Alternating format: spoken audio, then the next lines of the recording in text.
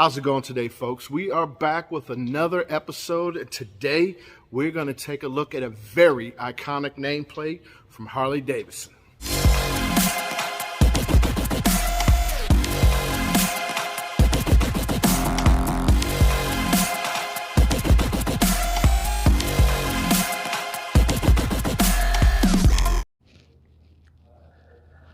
How's it going today, folks? My name is Peoplz, and welcome back to my motorcycle channel. But if this is your first time, if you've stumbled across my channel and you love motorcycles or interested in motorcycles about as much as me and the rest of my subscribers are, I hope you consider hitting that subscribe button down there.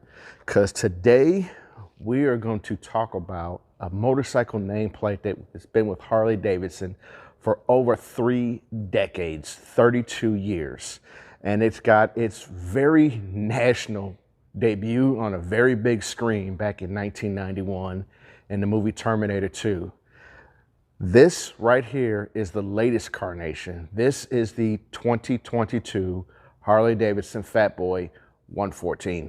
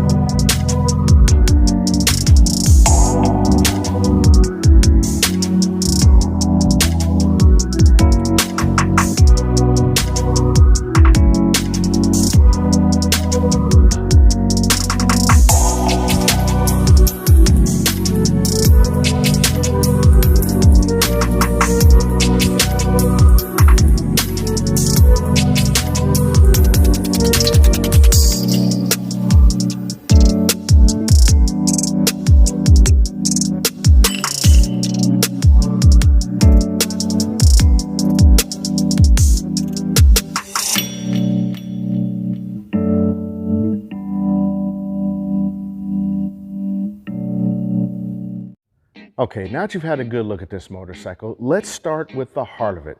This right here is Harley Davidson's famous Milwaukee 8 114 cubic inch engine. Cold start.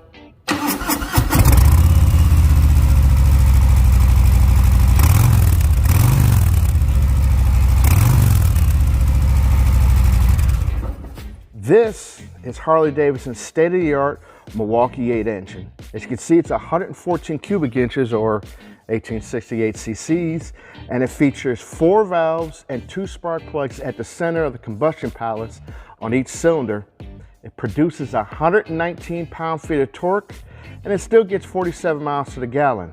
And when it's mated with this 6-speed transmission right here, it gets this bike going from 0 to 60 in about 4 seconds. Now, wrapped around this beautiful beast of a motor is Harley Davidson's new Softail frame. Now, just like I've told you in previous Softail videos, it utilizes a mild steel tubular section frame design that does have a stamped steel backbone, and it does utilize Harley Davidson's state-of-the-art monoshock rear suspension. Now, I'm going to go more into that in detail and the whole frame setup, but this motorcycle weighs on average 35 pounds less than the previous generation Softail. Up front, as you can see, we have these huge telescoping 49mm front forks that do utilize Showa's dual valve bending technology. And this is a glimpse of Harley Davidson's state-of-the-art monoshock rear suspension that is outboard adjustable. Now, as far as braking, As you can see, Harley Davidson utilizes this massive 300mm brake rotor and a single 4-piston brake caliper up front to slow down and stop this motorcycle. And in the rear, it has a single 292mm brake rotor with a single floating dual piston brake caliper, and analog brakes is standard. So what do you guys think? Me, I think this motorcycle makes a statement without saying a single word. I mean, from the front end with this 160mm front tire to this 240 rear tire, these massive 49mm fork tubes. Look at the cell in the headlight, how big and brawny it is, this fat 5-gallon gas tank, and this beast of 114 cubic inch power plants.